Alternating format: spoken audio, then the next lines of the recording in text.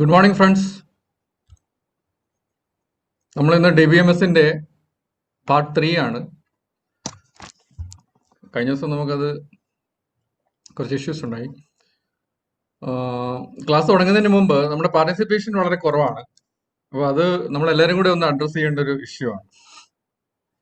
നമ്മൾ ഇങ്ങനൊരു കോവിഡ് എന്ന് പറയുന്നൊരു മഹാമാരി വന്നതുകൊണ്ടാണ് നമുക്ക് ഇങ്ങനെ ക്ലാസ് റൂമിലേക്ക് എത്തിപ്പെടാൻ പറ്റാതെ വരുന്നത്. അപ്പം കുറച്ച് പേർക്ക് ഇതിലേക്ക് ഇപ്പോഴും ആ കറക്റ്റ് ടൈമിൽ നമ്മുടെ ഓൺലൈൻ ക്ലാസ്സിലേക്ക് വരാൻ സാധിക്കുന്നില്ല. അപ്പൊ അത് നിങ്ങളും കൂടെ ആ കാര്യത്തിൽ ഓരോ ഓരോ കുട്ടികളും അതിനകത്ത് ഇടപെട്ടിട്ട് എന്തുകൊണ്ടാണ് നിങ്ങളുടെ കൂട്ടുകാർ വരാത്തത് എന്നൊന്ന് മനസ്സിലാക്കണം. അതോടൊപ്പം തന്നെ നമുക്ക് സഹായിക്കാൻ പറ്റുക എന്തെങ്കിലും രീതിയിൽ നമുക്ക് അവരെയും കൂടെ സഹായിച്ച് ഇതിനകത്ത് കൊണ്ടുവരാൻ പറ്റുമെങ്കിൽ കൊണ്ടുവരണം. ഇത് നിങ്ങൾ അറിയേണ്ട ഒന്ന് രണ്ട് കാര്യങ്ങൾ വേറെയുണ്ട്. നമ്മൾ ഈ പ്രതിബന്ധങ്ങൾ ഉണ്ടാകുമ്പോഴാണ് മനുഷ്യരാശി ശാസ്ത്ര സാങ്കേതിക രംഗങ്ങളിൽ മുമ്പോട്ട് ഒരു കുതിപ്പുണ്ടാകുന്നത്. ഇതിനു മുമ്പ് തന്നെ ചരിത്രത്തിൽ നോക്കുകയാണെങ്കിൽ ഏറ്റവും കൂടുതൽ നമ്മുടെ ഈ ഇന്റർനെറ്റ് തന്നെ രൂപപ്പെടാനായിട്ടുള്ള കാരണം യുദ്ധങ്ങളാണ്. ഒന്നാം ലോക മഹായുദ്ധവും അതിനുശേഷം വന്ന രണ്ടാം ലോക മഹായുദ്ധവുമാണ്. ഇന്റർനെറ്റും സയൻസ് ടെക്നോളജി, കമ്പ്യൂട്ടറും കമ്മ്യൂണിക്കേഷനും ഇതൊക്കെ ഇലക്ട്രോണിക്സ് എഞ്ചിനീയറിംഗും ഒക്കെ വളരെയധികം മുമ്പോട്ട് പോകാൻ കാര്യം യുദ്ധങ്ങളായിരുന്നു. ഇപ്പം നമ്മൾക്ക് ഇന്ത്യയുടെ ചരിത്രം തന്നെ എടുത്തു നോക്കിയാൽ ഇന്ത്യയുടെ സമീപകാലത്തുള്ള ഒരു മൈൽ സ്റ്റോൺ എന്ന് പറയുന്നത് ഇന്ത്യൻ സ്വാതന്ത്ര്യം കിട്ടുന്നതാണ്. ഇന്ത്യക്ക് സ്വാതന്ത്ര്യം കിട്ടുന്നതാണ്. അതിനു മുമ്പ് സ്വാതന്ത്ര്യ സമരവും അതിന്റെ ഭാഗമായിട്ട് സ്വാതന്ത്ര്യം കിട്ടുന്ന ഒരു അപ്പം അത് ഇന്ത്യയിലെ ജനങ്ങൾ സ്ട്രഗിൾ ചെയ്ത് നേടിയതാണ് സ്വാതന്ത്ര്യം. അതുപോലെ തന്നെ യുദ്ധങ്ങൾ, ഒന്നാം ലോക മഹായുദ്ധവും രണ്ടാം ലോക മഹായുദ്ധവും ലോകത്തിന്റെ സാമൂഹ്യ ക്രമം തന്നെ മാറ്റിയ രണ്ട് മൈൽ സ്റ്റോൺസ് ആണ്, രണ്ട് ഇവന്റ്സ് ആണ് ചരിത്രത്തിലെ. അപ്പൊ ഇങ്ങനെയുള്ള പ്രതിബന്ധങ്ങൾ വരുമ്പോൾ അല്ലെങ്കിൽ ഒരു ഇഷ്യൂസ് വരുമ്പോഴാണ് നമ്മൾ പലപ്പോഴും പുതിയ പുതിയ കണ്ടുപിടുത്തങ്ങളിലേക്കും ഒക്കെ ശാസ്ത്ര സാങ്കേതിക രംഗം മുന്നേറുന്നത്. അതുപോലെ തന്നെ ഈ കോവിഡ് കാലം നമുക്ക് പുതിയ സാങ്കേതിക വിദ്യ ഇപ്പൊ തന്നെ ഇന്നലെ വരെ നമ്മൾ ക്ലാസ് റൂമിൽ ഇരുന്ന് സംവദിച്ചവർ ഇന്ന് അവരവരുടെ വീട്ടിലിരുന്ന് പരസ്പരം നമ്മൾ സംവദിക്കുകയാണ്. അപ്പൊ അതിന് കാരണം ഈ ഒരു പ്രതിബന്ധമാണ്. നമുക്ക് ശരിക്കും ഈ പ്രതിബന്ധങ്ങൾ നമുക്ക് വരുന്നത് നമ്മുടെ സ്ട്രെങ്ത് കൂട്ടുകയാണ് ചെയ്യുന്നത്.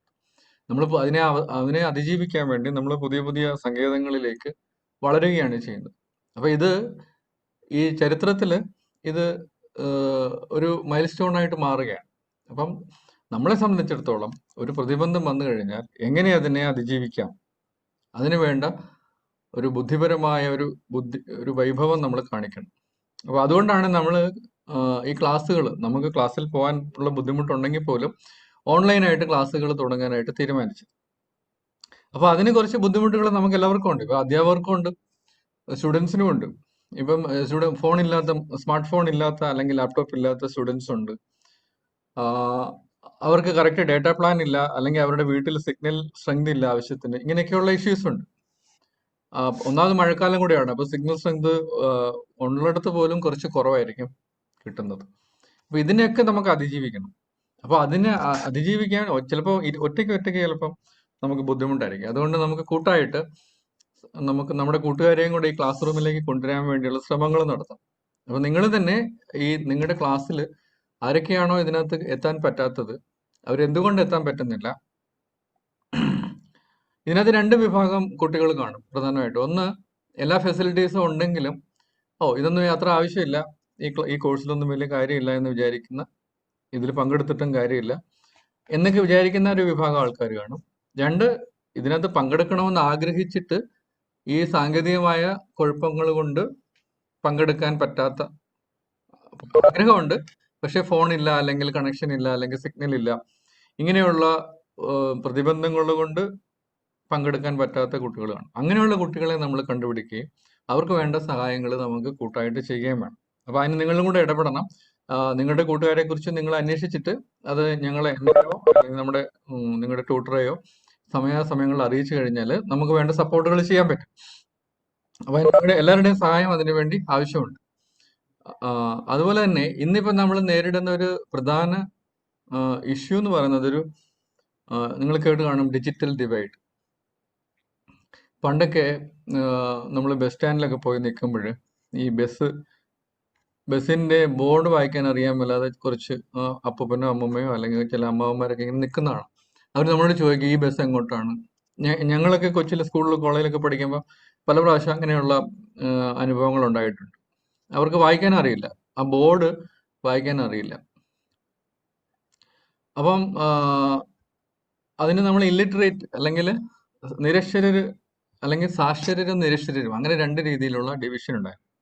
അതിന് മുമ്പ് നമ്മളൊരു സ്വാതന്ത്ര്യത്തിന് മുമ്പൊക്കെ പോയി കഴിഞ്ഞാൽ നമുക്ക് കാണാം ജന്മിമാരും അടിയന്മാരും അങ്ങനെയുള്ള ഒരു ഡിവിഷൻ ഉണ്ടായിരുന്നു. കുറെ പേര് ഭൂമിയുടെ അവകാശികളും കുറെ പേര് ആ ഭൂമിയിൽ ജോലി ചെയ്യുന്നവരുമായിരുന്നു. അപ്പൊ അതൊരു തരം സോഷ്യൽ ഡിവിഷനാണ്. കുറെ പേര് വിഭവങ്ങൾ കൈയാളിയിരിക്കുന്നു, കുറെ പേര് അതിൽ പണിയെടുത്ത് ജീവിക്കുന്നു. അപ്പം അത് കഴിഞ്ഞ് ആ കാലഘട്ടം കഴിഞ്ഞ് സ്വാതന്ത്ര്യം കിട്ടിയതിന് ശേഷം നമുക്ക് വിഭവങ്ങളുടെ കൈവശാവകാശം ഈക്വലി ഡിസ്ട്രിബ്യൂട്ട് ചെയ്യാനുള്ള ശ്രമങ്ങളാണ് ഗവൺമെന്റിന്റെ ഭാഗത്തുനിന്ന്, ജനാധിപത്യ ഗവൺമെന്റിന്റെ ഭാഗത്തുനിന്ന് നടക്കുന്നത്. പക്ഷേ ഇപ്പോഴും സൊസൈറ്റിയിൽ പല രീതിയിലുള്ള ഡിവിഷൻസ് ഉണ്ട്, വേർതിരിവുകളുണ്ട്. അതിൽ ഏറ്റവും ഇന്നിപ്പം വിസിബിൾ ആയിട്ടുള്ള ഒരു വേർതിരിവ് എന്ന് പറയുന്നത് ഡിജിറ്റൽ ലിറ്ററസിയാണ്.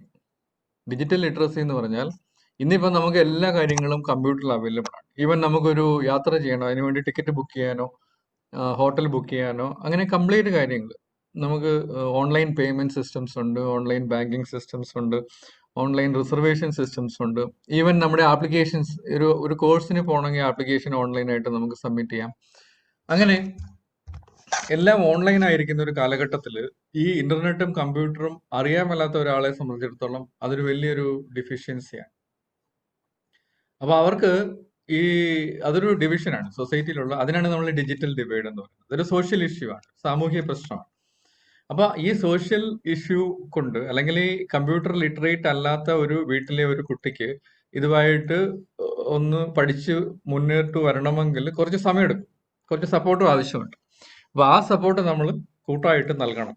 എന്നിട്ട് ഈ ഒരു ഇഷ്യൂവിനെ നമ്മൾ അതിജീവിക്കണം. അപ്പോൾ ഞാൻ മുമ്പേ പറഞ്ഞ പോലെ ആ സൊസൈറ്റിയിലുള്ള ഡിവിഷൻസ് നമുക്ക് കുറച്ചു കൊണ്ടുവരികയും നമ്മുടെ ക്ലാസ് റൂമുകളിലേക്ക് കൂടുതൽ കുട്ടികളെ കൊണ്ടുവരാൻ സാധിക്കും. അപ്പൊ ഒരു ആമുഖമായിട്ട് പറഞ്ഞത് കാര്യം എന്താണെന്ന് വെച്ചാൽ നമ്മുടെ ക്ലാസ്സിൽ ഇപ്പം 10-15 പേരൊക്കെ ഒരു ക്ലാസ്സിലുള്ളൂ. 50ഓളം കുട്ടികളുള്ള ഒരു ക്ലാസ്സിൽ ഏകദേശം 1/3 കുട്ടികളെ പങ്കെടുക്കുന്നുള്ളൂ. അപ്പൊ അത് എന്തുകൊണ്ടാണെന്ന് നമ്മൾ കണ്ടുപിടിക്കുകയും അവർക്ക് വേണ്ട സഹായങ്ങൾ എത്തിച്ച് അവരെല്ലാം നമ്മുടെ ഓൺലൈൻ ക്ലാസ് റൂമിലേക്ക് കൊണ്ടുവരാനുള്ള ഒരു കൂട്ടായ പ്രയത്നം നമ്മൾ ചെയ്യണം. അതുപോലെ ക്ലാസ് ഇതുവരെ നഷ്ടപ്പെട്ടവർ പേടിക്കണ്ട, നമ്മൾ ഈ ക്ലാസ്സുകളെല്ലാം നിങ്ങൾക്ക് റെക്കോർഡ് ചെയ്ത് നമുക്ക് നമ്മുടെ വെബ്സൈറ്റിൽ ഇടുന്നുണ്ട്. അപ്പൊ നിങ്ങൾക്ക് ഏത് സമയത്തും ഈ ക്ലാസ്സുകൾ റിവൈസ് ചെയ്യാവുന്നതാണ്. അതുപോലെ തന്നെ നിങ്ങൾക്ക് നമ്മളെ സാർമാരെ കോണ്ടാക്ട് ചെയ്യുകയും നിങ്ങളുടെ സംശയങ്ങൾ ദൂരീകരിക്കുകയും ചെയ്യാം. അപ്പൊ ഈ ഒരു പ്രതിബന്ധ കാലഘട്ടം നമ്മൾ അതിജീവിക്കാൻ വേണ്ടി അത് നമുക്ക് കൂടുതൽ സ്ട്രെങ്ത് നൽകും. പിന്നീട് നമുക്കത് നമ്മുടെ ജീവിതത്തിൽ അത് നമുക്ക് ഒരു മുതൽക്കൂട്ടായിട്ട് മാറുകയും ചെയ്യും ഈ പ്രയത്നങ്ങൾ. അതുപോലെ തന്നെ ഈ കമ്പ്യൂട്ടർ എഞ്ചിനീയറിംഗ് ഇപ്പോൾ വളരെ ഇമ്പോർട്ടന്റ് ഫീൽഡായിട്ട് മാറിയിരിക്കുകയാണ്. കാരണം ഓൺലൈൻ ആയതോടുകൂടി ഇഷ്ടംപോലെ സർവീസുകൾ വീണ്ടും കൂടുതൽ സർവീസുകൾ ഓൺലൈൻ കമ്പ്യൂട്ടർ ബേസ്ഡ് ആയിക്കൊണ്ടിരിക്കുകയാണ്. അപ്പൊ നിങ്ങളെ സംബന്ധിച്ചിടത്തോളം ഭാവിയിൽ ഇപ്പൊ എല്ലാ കമ്പനികളും പുറകോട്ട് പോകുമ്പോൾ, ഇപ്പം ഓട്ടോമൊബൈൽ മാനുഫാക്ചറിങ് ആയാലും ശരി, ബിൽഡിംഗ് കൺസ്ട്രക്ഷൻ ഫീൽഡ് ആയാലും ശരി, പ്രിന്റ് പബ്ലിഷിംഗ് മീഡിയ ആയാലും ശരി, എല്ലാ മാനുഫാക്ചറിങ് ബിസിനസ് രംഗങ്ങളും പുറകോട്ട് പോകുമ്പോൾ കമ്പ്യൂട്ടർ ഓൺലൈൻ മേഖലകൾ മാത്രം മുമ്പോട്ട് വന്നിരിക്കുകയാണ്. ഇപ്പൊ നമ്മളിപ്പോ ഈ ചെയ്യുന്ന വെബെക്സ് പോലുള്ള ആപ്ലിക്കേഷൻ അവരൊക്കെ ഇപ്പൊ അവരുടെ ഇൻകം ഇപ്പം 10 മടങ്ങായിട്ട് വർദ്ധിച്ചിരിക്കുകയാണ്. അപ്പൊ കമ്പ്യൂട്ടർ ഫീൽഡിനെ സംബന്ധിച്ചിടത്തോളം ഇങ്ങനെയുള്ള ഇഷ്യൂസ് വരുന്നത് അവരെ മുമ്പോട്ട് കൊണ്ടുപോകാനായിട്ട് ഉള്ള ഒരു പ്രചോദനമായിട്ട് മാറും. അപ്പൊ അതുകൊണ്ട് നിങ്ങൾക്ക് ജോലിയെ പറ്റി നിങ്ങൾ ഭയപ്പെടേണ്ട.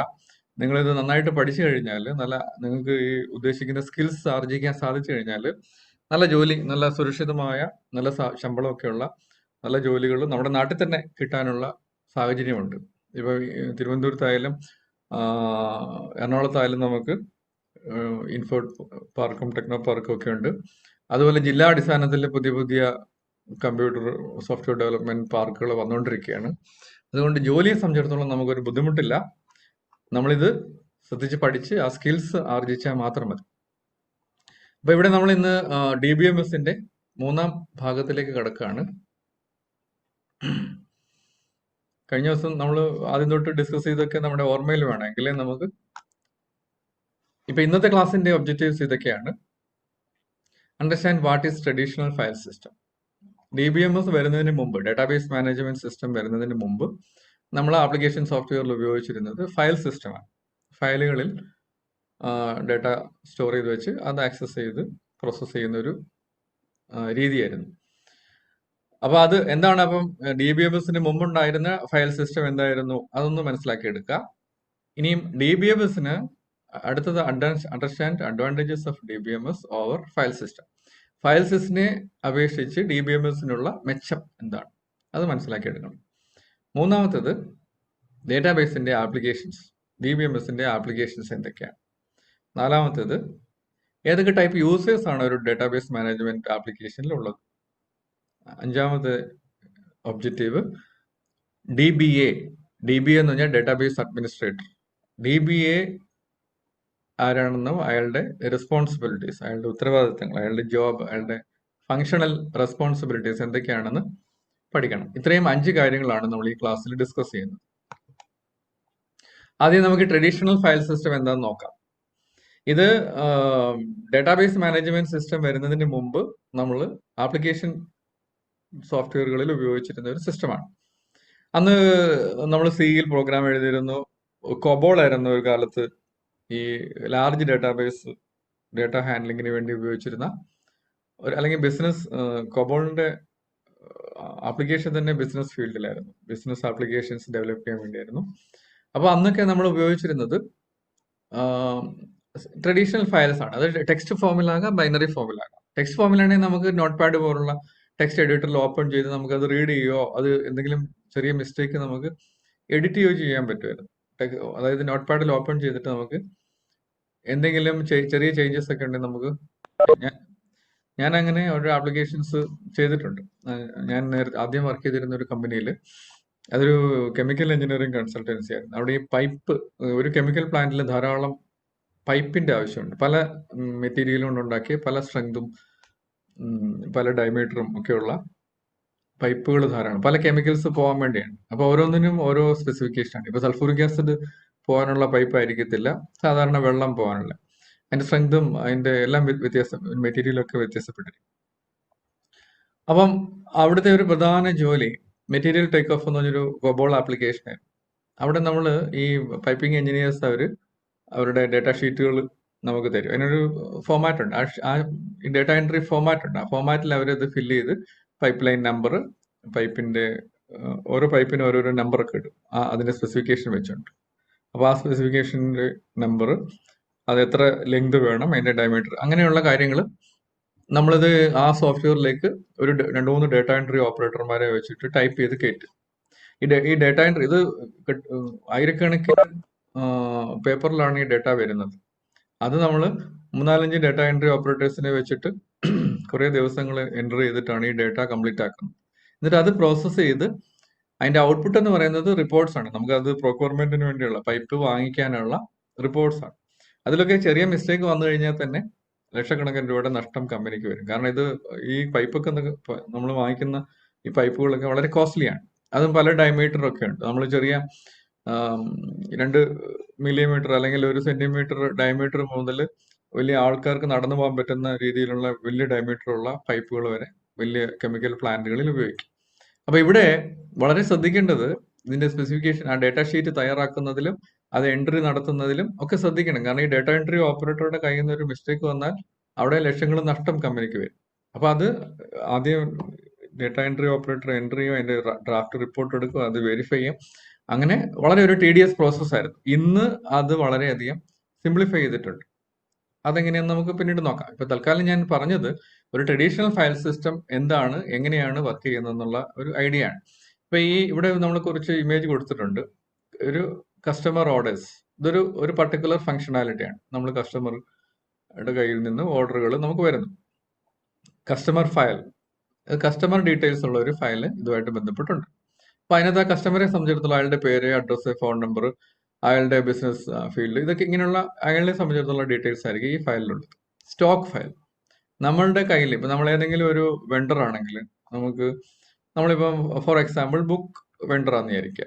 നമ്മൾ കോളേജുകൾക്കും ലൈബ്രറികൾക്കും ബുക്സ് കൊടുക്കുന്ന ഒരു വെണ്ടറാന്ന് വിചാരിക്കുക. അപ്പോൾ നമ്മുടെ കയ്യിലുള്ള ബുക്സിന്റെ സ്റ്റോക്ക് അതിവിടെ കാണും.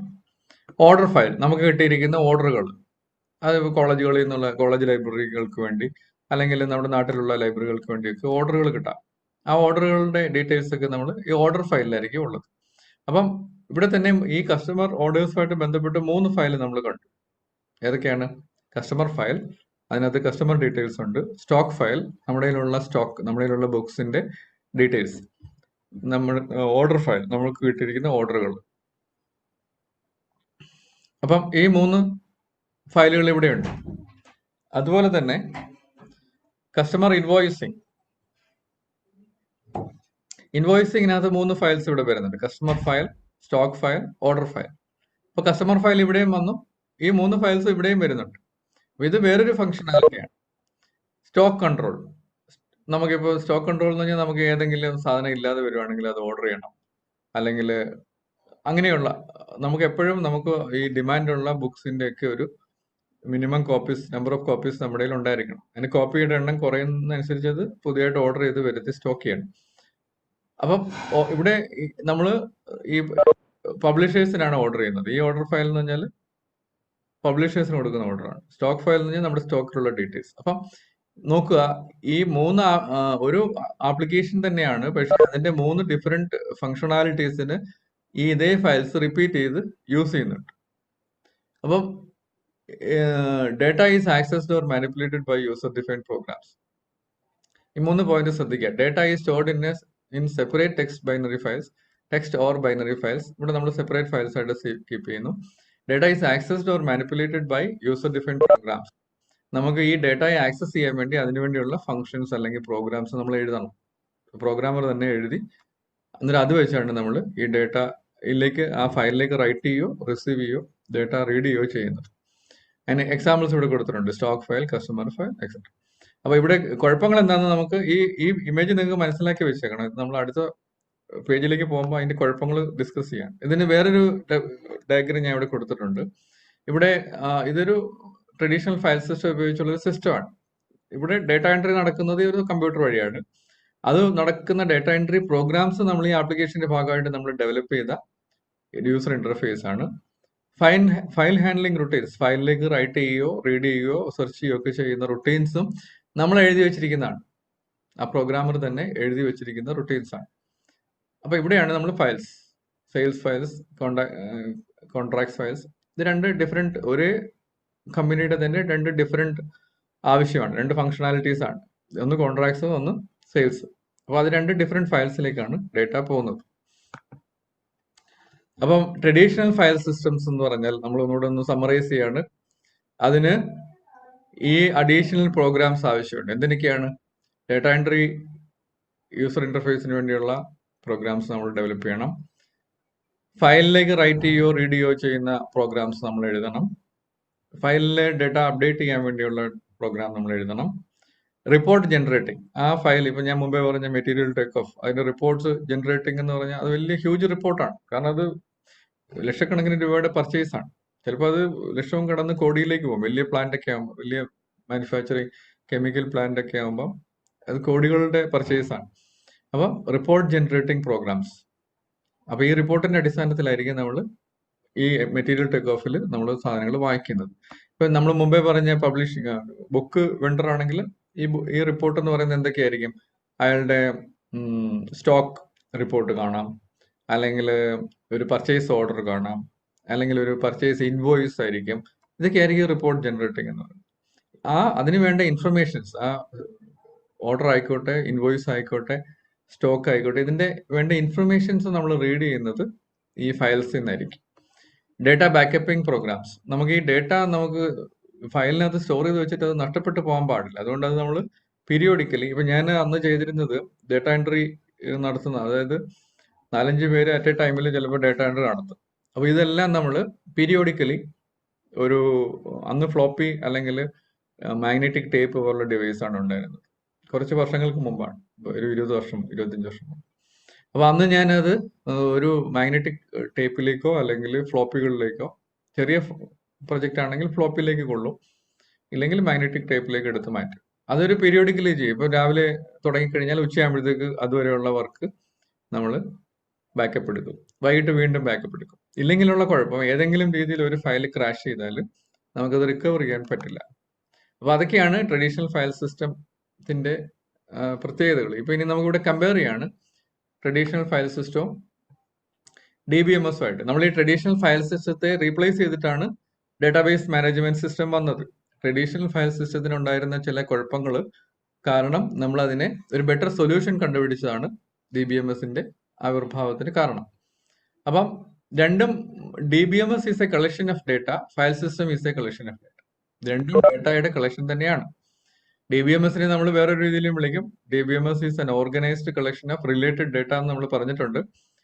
ഫയൽ സിസ്റ്റവും നമുക്ക്, അതായത് പ്രോഗ്രാമറുടെ കയ്യിലാണ് ഇതിന്റെ ഓർഗനൈസേഷനും അതിന്റെ ആ ഒരു സ്ട്രക്ചറും എല്ലാം. ഇതെല്ലാം നമ്മൾ ഫ്രം ദി സ്ക്രാച്ച് ഡെവലപ്പ് ചെയ്ത് കൊണ്ടുവരണം. ഒന്നുമില്ലാത്ത അടുത്തൊന്നും നമ്മൾ ഡെവലപ്പ് ചെയ്ത് കൊണ്ടുവരണം അതിന്റെ ഫുൾ കാര്യങ്ങൾ. ഇവിടെ അങ്ങനെയല്ല. DBMSൽ നമുക്ക് ഓൾറെഡി ഒരു ഫ്രെയിം വർക്ക് അവൈലബിൾ ആണ്. നമുക്ക് അതിനകത്ത് നമുക്ക് സ്ട്രക്ചർ ക്രിയേറ്റ് ചെയ്താൽ മതി. അത് വളരെ ഈസി ആയിട്ട് നമുക്ക് ടേബിൾസ് ഉണ്ടാക്കാനും അതിന്റെ ടൈപ്പ് നിശ്ചയിക്കാനും കൺസ്ട്രെയിൻസ് നിശ്ചയിക്കാനും ഒക്കെ ഈസി ആയിട്ട് സാധിക്കും. ഇവിടെ അതൊക്കെ ഫയൽ സിസ്റ്റത്തിൽ അതൊക്കെ ചെയ്യണമെങ്കിൽ നമ്മൾ മുഴുവൻ പ്രോഗ്രാം ചെയ്യണം. നമ്മൾ ഏതാണോ ലാംഗ്വേജ് ഉപയോഗിക്കുന്നത് അതിൽ കംപ്ലീറ്റ് പ്രോഗ്രാം ചെയ്ത് കൊണ്ടുവരണം. രണ്ടാമത്തെ പോയിന്റ് നോക്കുക. In DBMS the user is not required to write the procedures. ഇവിടെ നമ്മൾ പ്രൊസീജിയേഴ്സ് ഒന്നും എഴുതേണ്ട ആവശ്യമില്ല. അതായത് ഡേറ്റാബേസ് ക്രിയേറ്റ് ചെയ്യാനുള്ള പ്രൊസീജിയർ എഴുതേണ്ട ആവശ്യമില്ല, അപ്ഡേറ്റ് ചെയ്യാനുള്ള പ്രൊസീജിയർ എഴുതേണ്ട ആവശ്യമില്ല, യൂസർ ഇന്റർഫേസിനുള്ള പ്രൊസീജിയർ എഴുതേണ്ട ആവശ്യമില്ല. അതൊക്കെ ഓൾറെഡി ഇൻബിൽട്ട് ആയിട്ട് അതിനകത്തുണ്ട്. ഇവിടെയോ ഫയൽ സിസ്റ്റത്തിൽ, ട്രഡീഷണൽ ഫയൽ സിസ്റ്റത്തിൽ the user has to write the procedures for managing the database. Starting from the creation of the database, we need to write the programs. അതാണ് ഇവിടെ ഫയൽ സിസ്റ്റത്തിലുള്ള കുഴപ്പം.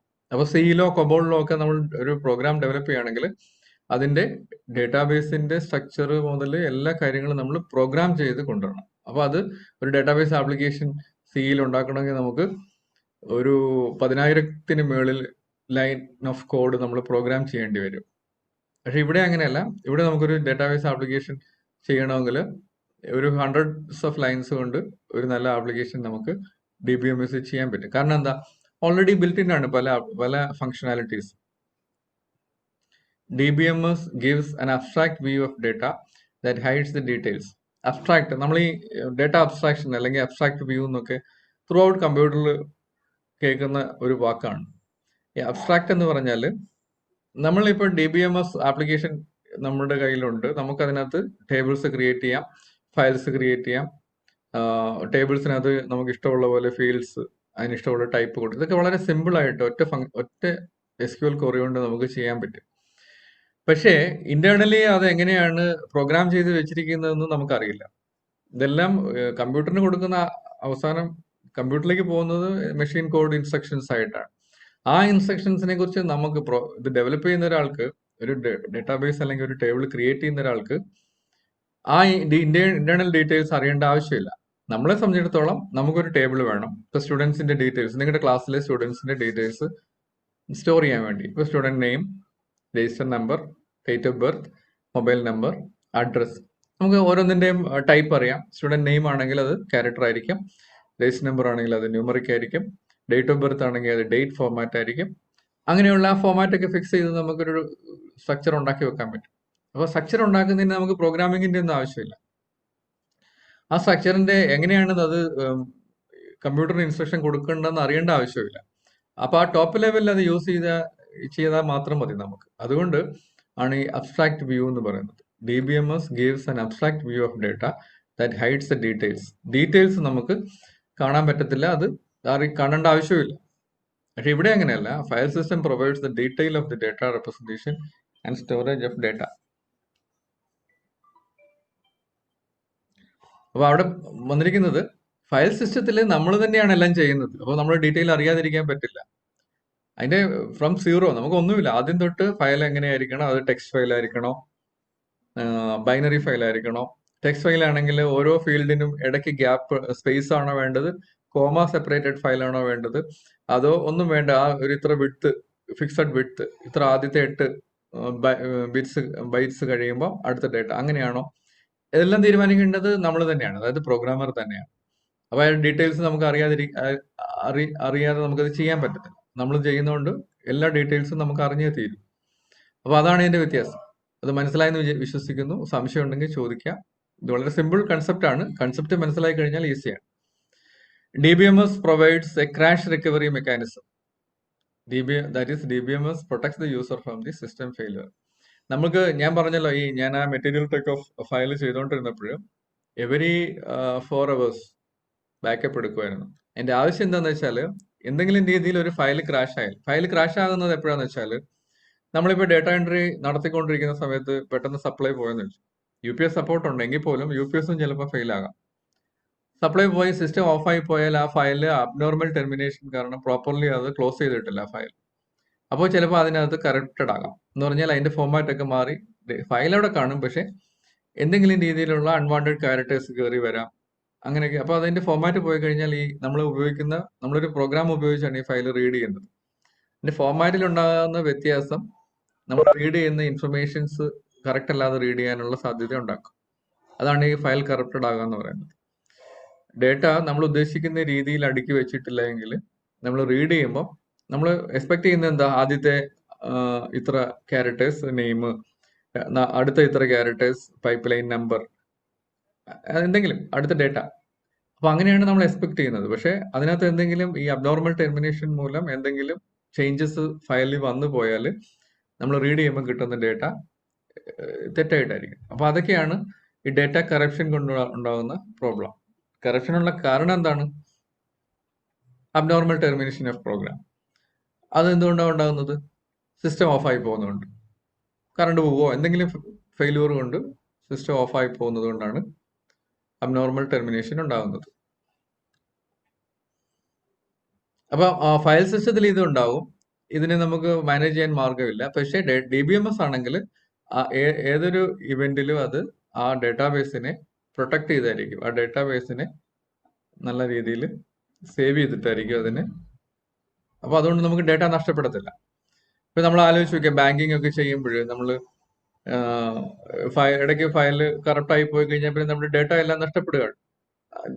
ഇപ്പൊ നമ്മുടെ അക്കൗണ്ടിലുള്ള പൈസയുടെ കണക്ക് മാറിപ്പോയി കഴിഞ്ഞാൽ അത് വലിയ പ്രശ്നമാണ്. അപ്പൊ അതുകൊണ്ട് ഡേറ്റാബേസ് അതിനെ പ്രൊട്ടക്ട് ചെയ്യും. അടുത്ത എന്താണ്?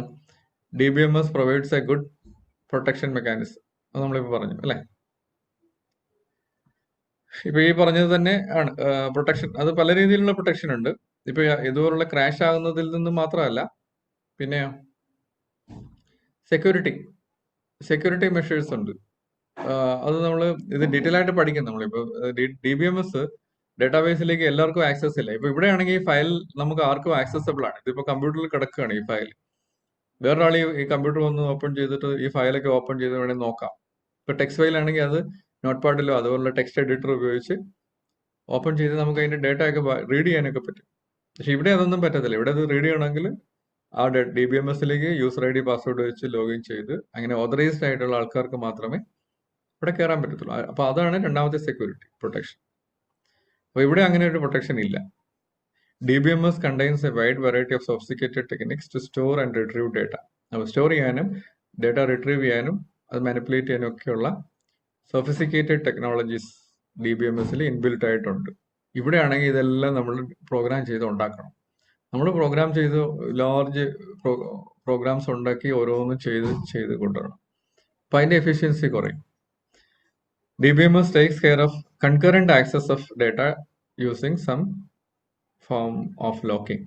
കൺകറന്റ് ആക്സസ് എന്ന് പറഞ്ഞാൽ ഒരേ സമയത്ത് തന്നെ മൾട്ടിപ്പിൾ യൂസേഴ്സ് ഒരേ ഡേറ്റ ആക്സസ് ചെയ്യുന്നതിനാണ്. ഇപ്പൊ നമ്മൾ ബാങ്കിലൊക്കെ പോയാൽ നമ്മുടെ ഒരേ അക്കൗണ്ട് മൾട്ടിപ്പിൾ യൂസേഴ്സ് ചിലപ്പോൾ ഹാൻഡിൽ ചെയ്യേണ്ടി വരും. ഇപ്പൊ എനിക്ക് ഒരാളൊരു ചെക്ക് വന്നു. ആ ചെക്ക് കൊണ്ട് ഞാൻ ബാങ്കിൽ കൊടുത്ത് മാറുന്ന സമയത്തായിരിക്കും അയാളുടെ ബ്രാഞ്ച് വേറൊരു ബ്രാഞ്ചിൽ അയാൾ പൈസ ഡെപ്പോസിറ്റ് ചെയ്യുന്നത്, അല്ലെങ്കിൽ എന്തെങ്കിലും ഒരു ആക്ടിവിറ്റി അയാൾ ചെയ്യുന്നു. അപ്പൊ ഒരേ സമയത്ത് ഈ രണ്ട് ക്ലർക്കുമാരും ആ സെയിം ആളുടെ അക്കൗണ്ടിൽ ആക്സസ് ചെയ്യും. അപ്പൊ അത് കൺകറന്റ് ആക്സസ് എന്ന് പറയും. ഒരേ സമയത്ത് മൾട്ടിപ്പിൾ ആക്സസ് വരികയാണ്. നമ്മുടെ ഫയൽ സിസ്റ്റം, ട്രഡീഷണൽ ഫയൽ സിസ്റ്റത്തിൽ ഈ കൺകറന്റ് ആക്സസ് വളരെ ബുദ്ധിമുട്ടാണ്. ചിലപ്പോൾ അത് ഈ മൾട്ടിപ്പിൾ, ഇപ്പൊ ഒരാൾ ഒരു റീഡും ഒരു റൈറ്റും അല്ലെങ്കിൽ 2 റൈറ്റ് അല്ലെങ്കിൽ 2 റീഡ് ഒരുമിച്ച് വരുവാണെങ്കിൽ അവിടെ ഫയൽ കറപ്ഷൻ ഉണ്ടാകാൻ സാധ്യതയുണ്ട്. ഇവിടെ അങ്ങനെയല്ല. ഇത് രണ്ടുപേരും ഒരേ സമയത്ത് ആക്സസ് ചെയ്യുമ്പോൾ നമ്മൾ യൂസർ അറിയാതെ തന്നെ ഒരാളുടെ ആക്സസ് വരുമ്പോൾ അതിൽ മറ്റേ ആൾക്ക് വേണ്ടി അതിൽ ടെമ്പററി ലോക്ക് ചെയ്തിട്ട് ഇയാളുടെ ട്രാൻസാക്ഷൻ കഴിഞ്ഞിട്ട് വളരെ സേഫ്ലി അടുത്ത ട്രാൻസാക്ഷൻ ചെയ്യും. അപ്പോൾ നമുക്ക് വ്യത്യാസമില്ല. ഒരു ഡിപ്പോസിറ്റ് ഒരു വിഡ്രോവലും ആണെങ്കിൽ പോലും കറക്റ്റായിട്ട് അവിടെ വരും. ഇതാണ് DBMS ട്രഡീഷണൽ ഫയൽ സിസ്റ്റം തമ്മിലുള്ള വ്യത്യാസം. നിങ്ങൾ ഇതുവരെയുള്ള സംശയങ്ങൾ ഒന്ന് അതിനകത്തോട്ട് ഇട്ട് കഴിഞ്ഞാൽ നമുക്കതൊന്ന് നോക്കാൻ പറ്റും. അപ്പം നമ്മൾ ഇതുവരെ പറഞ്ഞത് DBMSഉം ട്രഡീഷണൽ ഫയൽ സിസ്റ്റം തമ്മിലുള്ള ഡിഫറൻസ് ആയിരുന്നു. ഇനി നമുക്ക് ഒന്നുകൂടെ നോക്കാം. ഇപ്പൊ ഈ പറഞ്ഞ കാര്യങ്ങളൊക്കെ ഒന്നുകൂടെ പറയുകയാണ്. Limitations of file based system. ഇതിനകത്ത് നിങ്ങൾ ശ്രദ്ധിക്കേണ്ട വേറൊരു കാര്യം, DBMSഉം ഒരു ഫയൽ, അവിടെയും ഫയലൊക്കെ ഉണ്ട്. ഇവിടെ നമ്മൾ പറയുന്നത് ഫയൽ സിസ്റ്റം എന്ന് പറഞ്ഞാൽ നമ്മൾ പ്രോഗ്രാമർ തന്നെ ഡേറ്റ സ്റ്റോർ ചെയ്യാൻ വേണ്ടി ഉണ്ടാക്കുന്ന ഫയൽസ് ആണ്. നമ്മൾ ഡേറ്റ സ്റ്റോർ ചെയ്യാൻ വേണ്ടി നമ്മൾ തന്നെ ടെക്സ്റ്റ് ഫയലിലോ അല്ലെങ്കിൽ നമുക്ക് സിയിലൊക്കെ നിങ്ങൾ പഠിച്ചിട്ടുണ്ട് ഇൻപുട്ട് ഔട്ട്പുട്ട്, അതായത് ഫയൽ റീഡ്. സിയിൽ ഫയൽ പ്രോഗ്രാമിംഗ് നിങ്ങൾ പഠിച്ചിട്ടുണ്ട് കഴിഞ്ഞ വർഷം. അതിനകത്ത് ഫയൽ ഇന്ന് റീഡ് ചെയ്യാനും ഫയലിലേക്ക് റൈറ്റ് ചെയ്യാനും ഫയൽ ക്രിയേറ്റ് ചെയ്യാനും ഒക്കെ നിങ്ങൾ പഠിച്ചാണ്. അപ്പൊ ആ രീതിയാണ് ട്രഡീഷണൽ ഫയൽ സിസ്റ്റം എന്ന് പറയുന്നത്. നമ്മൾ സിയിൽ പ്രോഗ്രാം ചെയ്യുമ്പോൾ സിയിലെ ഫയൽ പ്രോസസ്സിംഗ് ഫംഗ്ഷൻസ് ഉപയോഗിച്ച് ഫയൽ ക്രിയേറ്റ് ചെയ്യാനും ഫയലിലേക്ക് ഡേറ്റ റൈറ്റ് ചെയ്യാനും ഫയലിൽ നിന്ന് ഡേറ്റ റീഡ് ചെയ്യാനും ഒക്കെ. അപ്പൊ ആ രീതിയിലാണ് അവിടെ ചെയ്യുന്നത്. ഡേറ്റാബേസ് മാനേജ്മെന്റ് സിസ്റ്റത്തിൽ ഈ ഫയലുമായിട്ടുള്ള കാര്യങ്ങളെല്ലാം ആ സിസ്റ്റം തന്നെ മാനിപ്പുലേറ്റ് ടേക്കൺ കെയർ ആണ്. ആ സിസ്റ്റത്തിൽ തന്നെ ഒരു പുതിയ ടേബിൾ ക്രിയേറ്റ് ചെയ്യാനും അതിന്റെ സ്ട്രക്ചർ ബിൽഡ് ചെയ്യാനും സ്ട്രക്ചർ ചേഞ്ച് ചെയ്യാനും ഡേറ്റ അപ്ഡേറ്റ് ചെയ്യാനും ഡേറ്റ അപ്പൻഡ് ചെയ്യാനും ഡേറ്റ റിട്രീവ് ചെയ്യാനും ഒക്കെയുള്ള ഫങ്ഷണാലിറ്റീസ് ആ ഡേറ്റാബേസ് മാനേജ്മെന്റ് സിസ്റ്റം നമുക്ക് പ്രൊവൈഡ് ചെയ്യാണ്. മറ്റേ ഫയൽ സിസ്റ്റത്തിൽ നമ്മൾ ഇതിനു വേണ്ടിയുള്ള ഫങ്ഷണാലിറ്റീസ് നമ്മൾ തന്നെ ക്രിയേറ്റ് ചെയ്യണം. അതാണ് വ്യത്യാസം. അൾട്ടിമേറ്റ്ലി ഇതെല്ലാം ഫയൽസ് ആയിട്ടാണ് ഹാർഡ് ഡിസ്കിൽ സ്റ്റോർ ചെയ്യുന്നത്. DBMSലായാലും ശരി, ട്രഡീഷണൽ ഫയൽ സിസ്റ്റത്തിലായി. DBMSലെ ഫയൽസ് നമുക്ക് ഡയറക്ട്ലി ആക്സസ് ചെയ്യാൻ പറ്റത്തില്ല. ത്രൂ ആ DBMS സോഫ്റ്റ്വെയർ വഴി മാത്രമേ നമുക്ക് ആക്സസ് ചെയ്യാൻ പറ്റുള്ളൂ. Data duplication. നമ്മൾ ആദ്യം ഒരു പടം കണ്ടു. അതിനകത്ത് customer file, stock file, order file എന്നൊക്കെ പറഞ്ഞ് ഫയൽസ് കണ്ടു. അത് ഡിഫറെന്റ്, ആ ഒരു സെയിം ആപ്ലിക്കേഷന്റെ ഡിഫറെന്റ് പ്രോഗ്രാംസ് ആ സെയിം ഫയൽസ് ഉപയോഗിക്കുന്നുണ്ട്. അങ്ങനെ സെയിം ഫയൽസ് ഉപയോഗിക്കുന്നത് കൊണ്ട് ചിലപ്പോൾ നമ്മൾ പറഞ്ഞു കൺകറന്റ് യൂസ് പറ്റത്തില്ല. അതുകൊണ്ട് എന്ത് ചെയ്യും, അവർ ഇതിന്റെയൊക്കെ കോപ്പി ആയിരിക്കും. അതായത് ഒരു ആപ്ലിക്കേഷൻ ചെയ്യാൻ വേണ്ടി അതിന്റെ ആ ഫയലിന്റെ ഒരു കോപ്പി ഉണ്ടായിരിക്കും, വേറൊരു ആപ്ലിക്കേഷൻ ചെയ്യാൻ വേണ്ടി അതിന്റെ വേറൊരു കോപ്പി ആയിരിക്കും ഉപയോഗിക്കുന്നത്. അപ്പൊ അങ്ങനെ സംഭവിക്കുമ്പോഴാണ് ഇപ്പൊ ഒരു കസ്റ്റമറുടെ പേര് 3 സ്ഥലത്തോ 2 സ്ഥലത്തോ വരികയാണെങ്കിൽ എവിടെയെങ്കിലും ഒരു ചേഞ്ച്, ഇപ്പൊ ഒരാളുടെ മൊബൈൽ നമ്പർ ചേഞ്ച് ചെയ്യും. ഞാൻ ആ മൊബൈൽ നമ്പർ ഈ അതിന്റെ ഒരു സെയിൽസ് ഓർഡർ ഉണ്ടാക്കുന്ന സോഫ്റ്റ്വെയർ ഉപയോഗിച്ച് മൊബൈൽ നമ്പർ അതിനകത്ത് കസ്റ്റമർ ഫയലിൽ ചേഞ്ച് ചെയ്തു. പക്ഷെ അത് ബാക്കി 2 സ്ഥലത്തും അത് ആ സെയിം ചേഞ്ചസ് റിഫ്ലക്ട് ചെയ്യത്തില്ല. കാരണം അതൊക്കെ ഇൻഡിപെൻഡന്റ് ഫയൽസ് ആണ്. അപ്പൊ അതുകൊണ്ടാണ് ഡേറ്റ ഡ്യൂപ്ലിക്കേഷൻ എന്ന് പറഞ്ഞാൽ ഒരേ ഇൻഫർമേഷൻ തന്നെ മൾട്ടിപ്പിൾ ഫയൽസിൽ ഇരിക്കുക എന്നുള്ളതാണ് ഡേറ്റ ഡ്യൂപ്ലിക്കേഷൻ.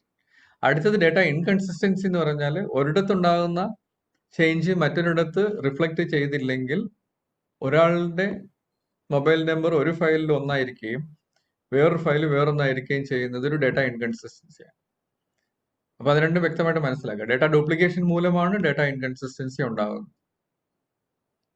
ഡ്യൂപ്ലിക്കേഷൻ എന്ന് പറഞ്ഞാൽ multiple copies of same information residing in different places അല്ലെങ്കിൽ ഡിഫറെന്റ് ഫയൽസ്. അതാണ് ഡേറ്റ ഡ്യൂപ്ലിക്കേഷൻ. ഡേറ്റ ഇൻകൺസിസ്റ്റൻസി എന്ന് പറഞ്ഞാൽ ആ മൾട്ടിപ്പിൾ കോപ്പീസിനുള്ളിൽ ഡേറ്റ വ്യത്യാസം വരിക.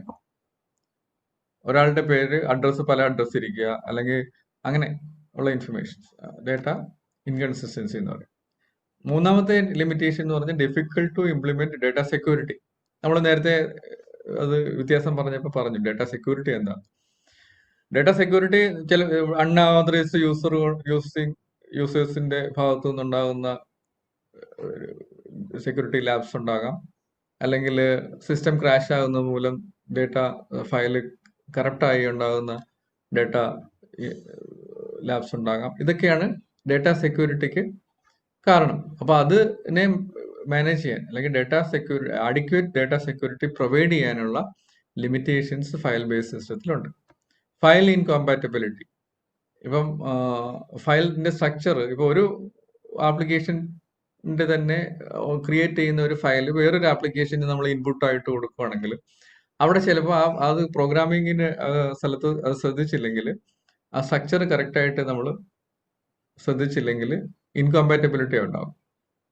നമ്മൾ റീഡ് ചെയ്യുമ്പം ഒരു കോളം കൂടുതൽ അല്ലെങ്കിൽ ഒരു സ്പേസ് കൂടുതൽ, ഇപ്പൊ നെയിമിന് നമ്മൾ ഒരു പ്രോഗ്രാമിൽ ഡേറ്റ എൻട്രി സ്ഥലത്ത് നെയിമിന് 20 ക്യാരക്ടർ ലെങ്ത് കൊടുത്തു, അത് വേറൊരു സ്ഥലത്ത് നെയിമിന് 25 ക്യാരക്ടർ ലെങ്ത് കൊടുത്തു കഴിഞ്ഞാൽ ഫസ്റ്റ് 25 ക്യാരക്ടേഴ്സ് അത് റീഡ് ചെയ്യുന്നത് നെയിമായിട്ടാണ്. ചിലപ്പോൾ അതിനകത്ത് അവന്റെ ഡേറ്റ് ഓഫ് ബർത്ത് കൂടെ കയറി വരും.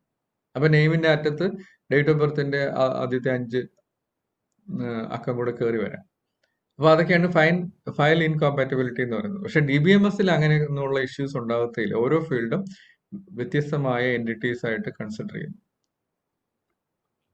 Difficult to control access control എന്ന് പറഞ്ഞാൽ യൂസേഴ്സിന്റെ ആക്സസ് ആണ്. നമ്മൾ DBMS യൂസേഴ്സിന് യൂസർ ID പാസ്വേഡ് വെച്ച് പ്രൊട്ടക്ട് ചെയ്തിട്ടുണ്ട്. അതുപോലെ തന്നെ ആ ഡേറ്റാബേസ് മാനേജ്മെന്റ് സിസ്റ്റം പ്രൊവൈഡ് ചെയ്യുന്ന ഫംഗ്ഷനാലിറ്റീസ് വഴി മാത്രമേ നമുക്ക് ഡേറ്റ ആക്സസ് ചെയ്യാൻ പറ്റുള്ളൂ. പക്ഷെ ഒരു ഫയൽ ബേസ്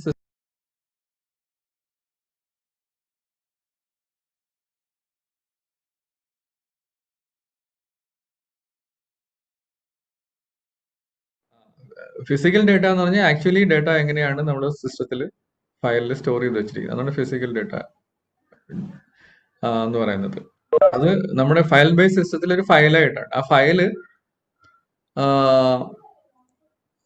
ഡിപ്പെൻഡൻസ് ഉണ്ട് എന്ന് പറഞ്ഞാൽ അത് നമുക്ക് ആ ഫയൽ വേണമെങ്കിൽ ഇപ്പൊ ഒരു സിസ്റ്റത്തിൽ ഒരാൾ കയറി ആ ഫയൽ ഡിലീറ്റ് ചെയ്ത് കളഞ്ഞാൽ തീർന്നു, നമ്മുടെ സാധനം, നമ്മുടെ പ്രോഗ്രാം വർക്ക് ചെയ്യത്തില്ല. പക്ഷെ DBMS അങ്ങനെ നമുക്ക് ഒരിക്കലും ചെയ്യാൻ പറ്റത്തില്ല. DBMS അതിന്റെ അഡ്മിനിസ്ട്രേറ്റർക്ക് അതിന്റെ യൂസർ ID പാസ്വേഡ് വെച്ച് കയറിയാൽ മാത്രമേ അതിനകത്ത് ആ ഡേറ്റ എന്തെങ്കിലും ഡിലീറ്റ് ചെയ്യാനോ ഒക്കെ പറ്റുള്ളൂ.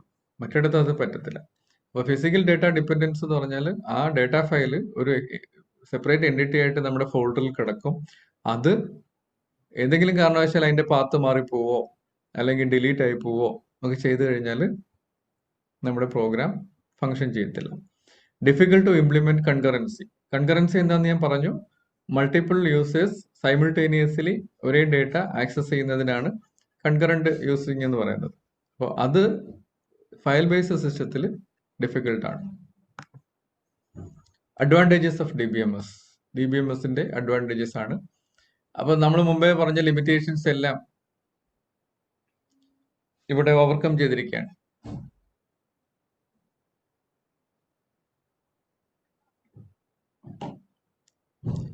റിഡൻഡൻസി ഓവർകം ചെയ്തു. റിഡൻഡൻസി ഇല്ല ഇവിടെ. Redundancy removed by data normalisation. Normalisation എന്ന് പറഞ്ഞാൽ DBMSനകത്ത് നമ്മൾ ഈ റിഡൻഡൻസി ഒക്കെ കളയാൻ വേണ്ടി ചെയ്യുന്ന ഒരു പ്രോസസ്സാണ്. അതൊക്കെ നിങ്ങൾ പുറകെ പഠിക്കും. അപ്പൊ ഈ റിഡൻഡൻസി റിമൂവ് ചെയ്യുന്നതിനുള്ള മെച്ചം എന്താ? Saves storage and improves access time. Redundancy എന്ന് പറഞ്ഞാൽ എന്താ? റിപ്പീറ്റഡ് ആയിട്ട് ഒരേ ഡേറ്റ തന്നെ റിപ്പീറ്റഡ് ആയിട്ട് പല സ്ഥലത്ത് സ്റ്റോർ ചെയ്ത് വെക്കുന്നതിനാണ് റിഡൻഡൻസി എന്ന് പറയുന്നത്. അപ്പൊ അങ്ങനെ റിപ്പീറ്റേഷൻ ഒഴിവാക്കിയാൽ നമുക്ക് സ്റ്റോറേജ് സ്പേസ് സേവ് ചെയ്യാൻ പറ്റും. അതുപോലെ ആക്സസ് ടൈം. ഇപ്പൊ ഒരു ഡേറ്റ തന്നെ, ഇപ്പൊ ഒരാളുടെ പേര് തന്നെ 4 സ്ഥലത്ത് 4 ഡിഫറെന്റ് ഫയലിൽ സ്റ്റോർ ചെയ്ത് വെച്ചാൽ അതിനാണ് റിഡൻഡൻസി എന്ന് പറയുന്നത്. അതുകൊണ്ട് അവിടെ ഡേറ്റ ഇൻകൺസിസ്റ്റൻസി ഉണ്ടാകാം. ഇത് സേവ് ചെയ്യുന്നതിന് കൂടുതൽ സ്ഥലം വേണം, ആക്സസ് ചെയ്യുന്നതിന് റീഡ് ചെയ്യുന്നതിന് കൂടുതൽ സമയം വേണം. അപ്പൊ അങ്ങനെയൊക്കെയുള്ള പ്രോബ്ലംസ് ഈ റിഡൻഡൻസി കൊണ്ടുണ്ട്. അപ്പോൾ DBMS നമുക്ക് റിഡൻഡൻസി അവോയ്ഡ് ചെയ്യാം. എങ്ങനെയാണ് അവോയ്ഡ് ചെയ്യുന്നത്? By data normalisation. Data consistency and integrity. ഇതും ഈ റിഡൻഡൻസി അവോയ്ഡ് ചെയ്യുമ്പോൾ തന്നെ ഡേറ്റ കൺസിസ്റ്റൻസി വരും. ഡേറ്റ കൺസിസ്റ്റൻസി എന്ന് പറഞ്ഞാൽ ഡേറ്റ ഡിഫറെന്റ് സ്ഥലത്ത് ഒരേ ഡേറ്റ ഡിഫറെന്റ് രീതിയിൽ ഇരിക്കുന്നതിനാണ് ഡേറ്റ ഇൻകൺസിസ്റ്റൻസി എന്ന് പറയുന്നത്. ഇപ്പൊ ഒരാളുടെ മൊബൈൽ നമ്പർ ഒരിടത്ത് ഒരു മൊബൈൽ നമ്പർ, വേറൊരു ഫയൽ വേറൊരു ലൊക്കേഷനിൽ വേറൊരു മൊബൈൽ നമ്പർ വരുന്നാൽ അതൊരു ഇൻകൺസിസ്റ്റൻസിയാണ്. ഡേറ്റ ഇന്റഗ്രിറ്റി എന്ന് പറഞ്ഞാൽ അതിന്റെ ആ ഡേറ്റയുടെ ഈ ഒരു ഡേറ്റ കൺസിസ്റ്റൻസി വന്നു കഴിയുമ്പോൾ തന്നെ അതിന്റെ ഡേറ്റ ഇന്റഗ്രിറ്റി വന്നു കഴിയും. എന്ന് വെച്ചാൽ ഡിഫറെന്റ് സ്ഥലത്ത് ഡിഫറെന്റ് ഇൻഫർമേഷൻസ് ഇരിക്കാതിരിക്കുക. അല്ലെങ്കിൽ നമുക്കിപ്പോൾ ഒരു കസ്റ്റമർ ഫയൽ ഉണ്ടെങ്കിൽ ആ കസ്റ്റമറിന്റെ ഫുൾ ഡീറ്റെയിൽസ് കറക്റ്റ് ആയിട്ട് ഇരിക്കുകയാണെങ്കിൽ അതിന്റെ അർത്ഥം, അല്ലെങ്കിൽ ഒരു ലൊക്കേഷനിലേ ഉള്ളൂ അത് കറക്റ്റ് ആണ്, നമ്മൾ ഏതെങ്കിലും നിമിഷത്തിൽ അപ്ഡേറ്റ് ചെയ്യുമ്പോൾ അത് എവിടെല്ലാം ആ കസ്റ്റമറിന്റെ ഇൻഫർമേഷൻ ഉണ്ടോ അതെല്ലാം കറക്റ്റ് ആ അപ്ഡേഷൻ നടക്കും. അതിനാണ് ഇപ്പം വേറൊരു കോണ്ടെക്സ്റ്റിൽ ഇന്റഗ്രിറ്റി പറയുകയാണെങ്കിൽ നമ്മൾ ഈ ബാങ്കിങ് പോലുള്ള ആപ്ലിക്കേഷൻസിനകത്ത് ഡിസാസ്റ്റർ റിക്കവറി ഡേറ്റാബേസിന്റെ ഒരു കോപ്പി സൂക്ഷിക്കും വേറൊരു സ്ഥലത്ത്. നമ്മളിപ്പം നമ്മുടെ ഇപ്പം സ്റ്റേറ്റ് ബാങ്ക് ഓഫ് ഇന്ത്യയുടെ മെയിൻ സെർവർ ബോംബെയിലായിരിക്കുന്നെങ്കിൽ ബോംബെയിൽ ഒരു എർത്ത് കേക്ക് വന്ന് അവരുടെ ഡേറ്റാ സെന്റർ തകർന്നു പോവുകയാണെങ്കിൽ ഈ ഡേറ്റ മുഴുവൻ നഷ്ടപ്പെട്ടു പോകാനുള്ള സാധ്യതയുണ്ട്. അതുകൊണ്ട് നമ്മൾ എന്ത് ചെയ്യും, ഇതിന്റെ ഒരു ഡ്യൂപ്ലിക്കേറ്റ് കോപ്പി വേറെ ഏതെങ്കിലും ഒരു ലൊക്കേഷനിൽ, വേറൊരു ഇപ്പം ചിലപ്പോൾ US-ലായിരിക്കും അല്ലെങ്കിൽ ഏതെങ്കിലും യൂറോപ്യൻ കൺട്രിയിലായിരിക്കും വെച്ചേക്കും. അപ്പോൾ എന്താ സംഭവിക്കുന്നത്, അവിടെ ഡ്യൂപ്ലിക്കേഷൻ വരികയാണ്. പക്ഷേ ഈ ഡ്യൂപ്ലിക്കേഷൻ വന്നാലും നമ്മൾ സൈമിൾട്ടേനിയസ്ലി ഇവിടെ ഒരു ട്രാൻസാക്ഷൻ നടക്കുമ്പോൾ ബോംബെയിലുള്ള സെർവറിൽ എന്ത് ചേഞ്ച് ആണോ സംഭവിക്കുന്നത് അതേ ചേഞ്ച് ഈ ഡിസാസ്റ്റർ റിക്കവറി സൈറ്റിലും വരുത്തും. ഇപ്പോൾ ഒരു ആ കസ്റ്റമർക്ക് 1000 റുപ്പീസ് വിഡ്രോ ചെയ്ത് കഴിഞ്ഞാൽ ഈ 1000 റുപ്പീസ് രണ്ട് സെർവറിലും ഒരേപോലെ ആ ഡേറ്റയിൽ നിന്ന് ഒരേപോലെ ആണ് അപ്ഡേറ്റ് ചെയ്യപ്പെടുന്നത്. അപ്പൊ അങ്ങനെ അപ്ഡേറ്റ് ചെയ്യപ്പെടുന്നുണ്ടെങ്കിൽ ആ ഡേറ്റയ്ക്ക് ഇന്റഗ്രിറ്റി ഉണ്ടെന്നാണ് അർത്ഥം. ഇല്ലെങ്കിൽ ഒരിടത്ത് മാത്രം അത് അപ്ഡേറ്റ് ചെയ്യപ്പെടുകയാണെങ്കിൽ ലാപ്സ് ഓഫ് ഡേറ്റ ഇന്റഗ്രിറ്റിയാണ്. അടുത്ത ഡേറ്റ കൺകറൻസി. നമ്മൾ ഓൾറെഡി പറഞ്ഞു concurrent use. Concurrent access to data means more than one user accessing the same data at the same time. അതാണ് DBMSന്റെ മറ്റൊരു അഡ്വാൻറ്റേജ്. ഡേറ്റ സെക്യൂരിറ്റി അത് നമ്മൾ പറഞ്ഞു കഴിഞ്ഞു. എല്ലാ ഓതറൈസ്ഡ് യൂസർ വഴിയേ നടക്കുകയുള്ളൂ. അതുപോലെ തന്നെ ആ ഡേറ്റാബേസ് മാനേജ്മെന്റ് സിസ്റ്റം പ്രൊവൈഡ് ചെയ്യുന്ന ആപ്ലിക്കേഷൻസ് വഴിയേ ആക്സസ് ചെയ്യാൻ പറ്റുള്ളൂ. It is easier to apply access constraints in database systems so that only authorized user is able to access data. Each user has a different set of access. This data is secured from the issues such as identity theft, data leaks, and misuse of data. Privacy. നമുക്ക് ആ data privacy keep ചെയ്യാം. Easy access to data, വളരെ easy ആയിട്ട് data retrieve ചെയ്യാൻ പറ്റും. Easy recovery, flexibility, ഇതെല്ലാം database മാനേജ്മെന്റിന്റെ backup ചെയ്യാനൊക്കെ വളരെ എളുപ്പമാണ്. ബാക്കപ്പ് നമുക്ക് ഫയൽ ബേസ് സിസ്റ്റത്തിലാണെങ്കിൽ ബാക്കപ്പിംഗ് ഒക്കെ വളരെ ബുദ്ധിമുട്ടാണ്. ഇവിടെ വളരെ ഈസി ആയിട്ട് അത് തന്നെ ഓട്ടോമാറ്റിക്കലി നമുക്ക് പ്രോഗ്രാം ചെയ്ത് വെച്ച് കഴിഞ്ഞാൽ അത് തന്നെ ചെയ്യും. Disadvantages of DBMS. ഇതിന് കോസ്റ്റ് ആണ്. ഇത് DBMS നമ്മൾ ഇപ്പോൾ ഓറക്കിളൊക്കെ വാങ്ങിക്കണമെങ്കിൽ ആ ഓറക്കിളിന്റെ കോസ്റ്റ് നമുക്ക് ഇതിനകത്ത് ഇൻവോൾവ് ആണ്. അതാണ് അതിന്റെ ഒരു ഡിസ്അഡ്വാൻറ്റേജ്. മറ്റേ ആകുമ്പോൾ നമുക്ക് ഒന്നും വേണ്ട, നമുക്ക് തന്നെ പ്രോഗ്രാം ചെയ്ത് എടുക്കാം. കോംപ്ലക്സിറ്റി. ഇത് ആദ്യം ഒന്ന് പഠിച്ച് മനസ്സിലാക്കി കൊണ്ടുവരണം കുറച്ച് ബുദ്ധിമുട്ടാണ്. അതിന്റെ DBAയുടെ റെസ്പോൺസിബിലിറ്റീസ് ഒക്കെ പഠിച്ചു കഴിഞ്ഞാൽ വളരെ ഈസിയാണ്. Performance. Database systems R generic. ഇത് ഒരു ജനറൽ ഫോമാറ്റിലാണ് നമുക്ക് ഇത് അവൈലബിൾ ആകുന്നത്. നമ്മുടെ സ്പെസിഫിക് ആപ്ലിക്കേഷൻസിന് വേണ്ടി നമ്മൾ അതിനെ കസ്റ്റമൈസ് ചെയ്ത് പ്രോഗ്രാം ചെയ്ത് വേണം കൊണ്ടുവരാൻ. നമുക്ക് ആവശ്യമുള്ള ഡേറ്റാബേസ് ഡിസൈൻ ചെയ്ത് ക്രിയേറ്റ് ചെയ്ത് വേണം നമ്മൾ ആപ്ലിക്കേഷനിൽ ഉപയോഗിക്കാം. ആപ്ലിക്കേഷൻസ് ഏരിയാസ് ആണ്. നിങ്ങൾക്ക് അറിയാം DBMS മിക്കവാറും ഈ നമ്മളിപ്പോൾ ഉപയോഗിക്കുന്ന എല്ലാ സർവീസിലും ഇപ്പൊ ഈ വെബെക്സിലൊക്കെ നമ്മുടെ ഈ ഡേറ്റാബേസ് മാനേജ്മെന്റ് സിസ്റ്റത്തിന്റെ ആവശ്യമുണ്ട്. യൂസർ ഇൻഫർമേഷൻ കീപ്പ് ചെയ്യാനും അങ്ങനെയുള്ള നമ്മുടെ മീറ്റിംഗ് ഇൻഫർമേഷൻ കീപ്പ് ചെയ്യാനും ഒക്കെ. Airlines, railways, banking, education, telecommunication, credit card transaction, e-commerce, health care, digital library, finance, sales, human resource, അങ്ങനെ ലോട്ട് ഓഫ് ആപ്ലിക്കേഷൻസ് ഉണ്ട്. ഡേറ്റാബേസ് യൂസേഴ്സ്, നേവ് users, sophisticated users, specialized users, system analyst, database architect, application programmers, database administrator, data scientist. Navy users എന്ന് പറഞ്ഞാൽ end users ആണ്. അവർക്ക് അധികം അവർ ഈ software ഇപ്പൊ നമ്മൾ ഈ വെബെക്സിന്റെ ഒരു നേവി യൂസർ ആണെന്ന് പറയാം, എൻഡ് യൂസർ ആണ്. സോഫിസ്റ്റിക്കേറ്റഡ് യൂസർ എന്ന് പറഞ്ഞാൽ കുറച്ചുകൂടെ പവർഫുൾ യൂസർ ആണ്. അതിന്റെ മാക്സിമം യൂട്ടിലിറ്റി എടുക്കുന്ന ആളാണ് സോഫിസ്റ്റിക്കേറ്റഡ് യൂസേഴ്സ്. സ്പെഷ്യലൈസ്ഡ് യൂസേഴ്സ് പറഞ്ഞാൽ അവർക്ക് ആ ഡേറ്റാബേസ് മാനേജ്മെന്റ് സിസ്റ്റത്തെ കുറിച്ചുള്ള അറിവുണ്ട്. അതിനകത്ത് ഉള്ള യൂസേഴ്സ് ആണ് സ്പെഷ്യലൈസ്ഡ് യൂസേഴ്സ്. സിസ്റ്റം അനലിസ്റ്റ് എന്ന് പറഞ്ഞാൽ ഇത് ഡിസൈൻ ചെയ്യുന്ന ആള്, ഇതിന്റെ ഡേറ്റാബേസ് എങ്ങനെ വേണം എന്ന് തീരുമാനിക്കുന്നത്, അതിന്റെ സ്ട്രക്ചർ ഒക്കെ തീരുമാനിക്കുന്നത് ഈ സിസ്റ്റം അനലിസ്റ്റ് അല്ലെങ്കിൽ ഡേറ്റാബേസ് ആർക്കിടെക്റ്റ് ആണ്. ഇവരാണ് ഇതിന്റെ ഡേറ്റാബേസ് ഡിസൈൻ ചെയ്യുന്നത്. ആപ്ലിക്കേഷൻ പ്രോഗ്രാമേഴ്സ് ഈ പ്രോഗ്രാം ഒക്കെ ഈ ഡേറ്റാബേസ് സിസ്റ്റം ബാക്ക് എൻഡിൽ വെച്ചുകൊണ്ട് അതിന്റെ ഫ്രണ്ട് എൻഡ് പ്രോഗ്രാം ഡെവലപ്പ് ചെയ്യുന്നതാണ് application programmers.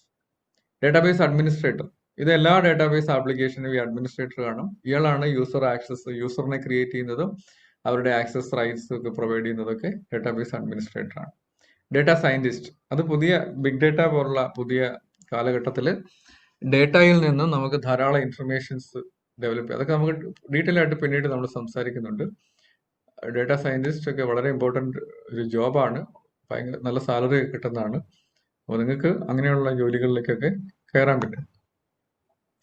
DBA, database അഡ്മിനിസ്ട്രേറ്ററുടെ responsibilities ആണ് ഇവിടെ എഴുതിയിരിക്കുന്നത്. Schema definition and modification. Schema എന്ന് പറഞ്ഞാൽ ആ ഡേറ്റാബേസിന്റെ സ്ട്രക്ചറാണ്. ഡേറ്റാബേസ് ഒബ്ജക്ട്സ് അത് തമ്മിലുള്ള റിലേഷൻസ്, അതാണ് സ്കീമ എന്ന് പറയുന്നത്. അതിന്റെ സ്ട്രക്ചർ. ഡേറ്റാബേസ് ഒബ്ജക്ട്സ് എന്ന് പറഞ്ഞാൽ ടേബിൾസ്, അതിനകത്തുള്ള ഫീൽഡ്സ്, കോളംസ്, പിന്നെ അത് തമ്മിലുള്ള റിലേഷൻസ്, അതിന്റെ കൺസ്ട്രെയിൻസ്, ഇതെല്ലാം ഡേറ്റാബേസ് ഒബ്ജക്ട്സ് ആണ്. അതെല്ലാം കൂടി ചേർന്ന ഒരു വിഷ്വലൈസ്ഡ്, നമുക്കതൊരു ഡയഗ്രമായിട്ട് വിഷ്വലൈസ് ചെയ്യാൻ പറ്റുവാണെങ്കിൽ അതിനാണ് സ്കീമ എന്ന് പറയുന്നത്.